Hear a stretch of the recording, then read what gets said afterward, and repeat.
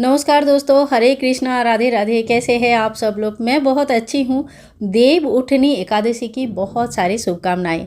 दोस्तों, देव उठनी एकादशी एक परंपरागत तरीके से हर घर पर मनाया जाता है। हर घर का कुछ अपना अपना नियम होते हैं। तो देव उठान एकादशी के दिन देव उठान इस तरह से बनाया जाता है। कोई कोई दीवार में बना लेते हैं, कोई कोई आंगन में सीधा ज़मीन के ऊपर बनाते हैं। गेरू मिट्टी और खड़ी मिट्टी की यूज़ किया जाता है इसमें।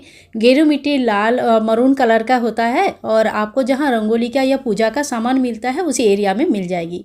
खड़ी मिट्टी भी आपको उसी एरिया में मिल जाएगा जहाँ पूजा का सामान मिलती है, या रंगोली की दुकान में भी आपको ये सारी चीज़ें मिल जाती है।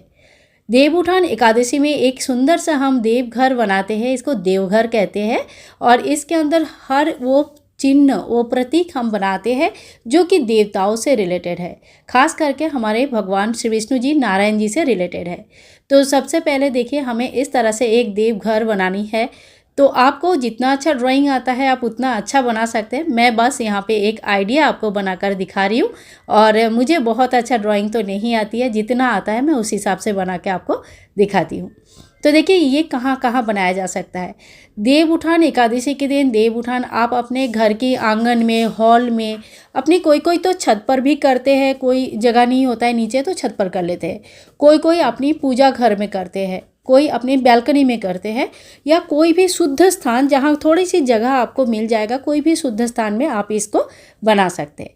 तो देखिए, मैंने यहाँ पे पहले एक स्क्वायर बॉक्स जैसा बनाया और उसके चारों तरफ एक बॉर्डर लाइन बना दिया, जिसमें मैंने जितना हो पाया थोड़ा थोड़ा डिज़ाइन बना दिया।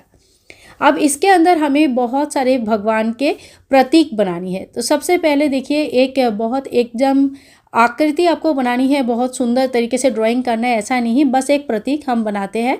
तो यहाँ पे सबसे पहले हम बनाते हैं भगवान विष्णु जी को। भगवान विष्णु जी की प्रतीक बनाने के बाद हम बनाते हैं दोनों तरफ 2 स्वास्तिक। उसके बाद बनाएंगे शंख और चक्र। भगवान विष्णु जी के 4 हाथ में शंख, चक्र, गदा, पद्म रहते हैं। ठीक है, शंख और चक्र मैंने पहले बनाया, बाद में मैं गदा और पद्म भी बनाऊंगी, तब आपको दिखाती हूँ। तो यहाँ पे मैंने ओम लिख दिया, यहाँ पे मैंने कमल बना दिया। कमल के फूल माता लक्ष्मी को बहुत प्रिय होते हैं। इसके साथ साथ देखिए, साक्षात देवता जो होते हैं चंद्र और सूर्य देव होते हैं। तो चंद्र भगवान को हमने बना लिया, और यहाँ पे हमने थोड़ा सा सूर्य भगवान का भी एक प्रतीक बना लिया। इसके बाद कहते हैं कि स्वर्ग में जाने के लिए हमें सीढ़ी बांधनी चाहिए, ताकि हम बहुत ही आराम से यह लोक से परलोक यानी कि वैकुंठ धाम जा पाए। तो वैकुंठ धाम जाने के लिए एक सीढ़ी हमने बना लिया, और इसके बाद उस रास्ते को उजाला करने के लिए एक दीपक बना लिया। कार्तिक महीने में तुलसी मैया का और आंवले का पेड़ की पूजन किया जाता है। साथ साथ में सभी प्रकार के देव वृक्ष की पूजन तो होती ही है, पर आंवला और तुलसी विशेष माना जाता है। तो सबसे पहले देखिए, मैंने एक प्रतीक स्वरूप आंवला और एक दूसरी तरफ प्रतीक स्वरूप एक तुलसी के पेड़ में बना लूँगी। तुलसी के दीपदान, तुलसी की पूजन, तुलसी विवाह, इस पूरे कार्तिक मास में तुलसी की बहुत ही ज़्यादा क्या बोलते हैं, बहुत ही ज़्यादा महत्व है। तुलसी, जो भी तुलसी पूजन कर लेते हैं तो उनके घर में सुख सुविधा का कोई कमी नहीं होती है। देखिए, कोई रातों रात अमीर ऐसा तो नहीं हो जाता है कि करोड़पति बन गया, लेकिन हाँ, अपने मन के विश्वास के साथ प्रतिदिन जो नियम पालन के हिसाब से करते हैं ना, उनको जीवन में अपनी परिवर्तन जरूर नज़र आते हैं। तो बस यही एक कहना था। इसके बाद देखिए, भगवान गणेश जी के सिवा तो कोई पूजा शुरू ही नहीं होगा। तो एक छोटा सा प्रतीक मैं भगवान गणेश जी की बना रही हूँ। मैं नहीं बना रही हूँ, ये वाला जो है ना, मेरी बेटी बना रही थी। तो उसको भी घर का जो चीज़ों में थोड़ा इंटरेस्ट है, अभी एग्ज़ाम चल रहा है तो बहुत ज़्यादा कुछ नहीं कर पाती है, लेकिन हाँ, थोड़ा बहुत तो ज़रूर करती है। इसके बाद हम कामधेनु गाय की चरण यानी कि खूर बनाएंगे, और यहाँ पे भी मैं दीपदान करूँगी। देखिए, कार्तिक मास में दीपदान की विशेष महत्व होते हैं, तो आप जितना हो सके दीपदान करें और देवघर में भी दीपक बनाएं। इसके बाद माता लक्ष्मी और साथ में भगवान विष्णु जी की चरण बनाएंगे, ताकि उनके दोनों की चरण जहाँ पे आ जाता है ना, माता लक्ष्मी सहित विष्णु जी की चरण, समझ लो उस जगह तो वैकुंठ धाम बन गया। देव उठनी एकादशी के दिन इसी तरह का चरण आपको घर के बाहर यानी कि मेन दरवाजे से बाहर घर के तरफ आते हुए भी बनाना चाहिए।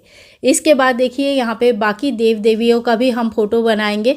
तो सब लोग अपने अपने हिसाब से बनाते हैं। कोई कोई अपना कुल देवी की फ़ोटो बनाते हैं, गांव के जो देवी रहते हैं उनकी फ़ोटोज़ भी बनाते हैं, और अपनी इष्ट देव को भी कल्पना करके वह उनकी भी फ़ोटोज़ बनाते हैं। तो देखिए, थोड़ा थोड़ा परंपरा के हिसाब से अलग होता रहता है, और यहाँ पे मैं बना रही हूँ अभी अष्टदल कमल। सभी पूजाओं में हम अष्टदल कमल जरूर बनाते हैं, आप लोगों ने भी ध्यान किया होगा। तो प्रतीक स्वरूप एक अष्टदल कमल मैं यहाँ पे बनाऊंगी। और इसके बाद जो है ना एक पथ बनाया जाता है और जो कि बाद में जाके बनता है इस तरह से चक्र। इसे कहते हैं माया चक्र। ये है हमारा यह लोक, मतलब जहाँ पे इंसान रहते हैं, ये भगवान का घर। और वहीं से हम लोग आते हैं अपना इस दुनिया में जीते हैं, अपना अपना कर्म करते हैं और इसी माया चक्र में फंसे रह जाते हैं। कर्म से जब हम मुक्त हो जाते हैं, जब हमारा कोई माया नहीं रहते हैं संसार में, तब हम इस माया चक्र को वेद करके फिर से भगवान के पास वैकुंठ लोक पहुंच जाते हैं। तो ये बहुत बड़ा चक्र है जीवन का। और यहाँ पे देखिए एक साइड में मैंने घर के जो गाय बछड़े गोठ वगैरह होता है उनका एक प्रतीक स्वरूप खुर बनाया जाता है। और यहाँ पे बनाए जाते हैं पदचिन्ह। पदचिन्ह क्या होता है, घर के जितने पुरुष होंगे उनके पदचिन्ह होंगे और एक एक्स्ट्रा होगा जो आपके घर के आने वाली पीढ़ियों को रिप्रेजेंट करती है। तो मैं अपने हस्बैंड और अपने बेटा है तो उनके दोनों का बनाया है और बाकी एक आने वाली पीढ़ियों का बनाया है। तो देखिए यहाँ पे ना आपका अगर बेटा नहीं भी है तो आप बेटी का चरण बनाइए। आजकल ऐसा कुछ नहीं है बेटा बेटी का हिसाब, जो नियम है मैं आपको बताती हूँ। बाकी देखो अपने हिसाब से आप थोड़ा सा जैसे आपको ठीक लगे कर सकते हैं। इसके बाद देखिए मैंने यहाँ पे गदा बना दिया और यहाँ पे शंख बन चुका था, चक्र बन चुका था, गदा हमने बना दिया और यहाँ पे छोटा सा एक पद्म यानी कि कमल का फूल बना देंगे। तो भगवान विष्णु जी के 4 हाथ में जो 4 चीज़ें रहती है वो 4 प्रतीक मैंने यहाँ पे बना दिया है। तो छोटे छोटे जैसे भी आता है उस तरह से आप इस तरह से बना लीजिए। तो ये हमारा देवघर जो है बन के तैयार हो गया, माया चक्र बन के तैयार हो गया। यहाँ पे साइड में जो है ना घर के जो पालतू जानवर होते हैं उनके पैर रहते हैं और दूसरे तरफ घर के जो पुरुष रहते हैं उनके पैर रहते हैं। तो आज की वीडियो आप लोगों को कैसे लगी ज़रूर बताना। अच्छा लगे तो like share and comment, channel को सब्सक्राइब करके रखें।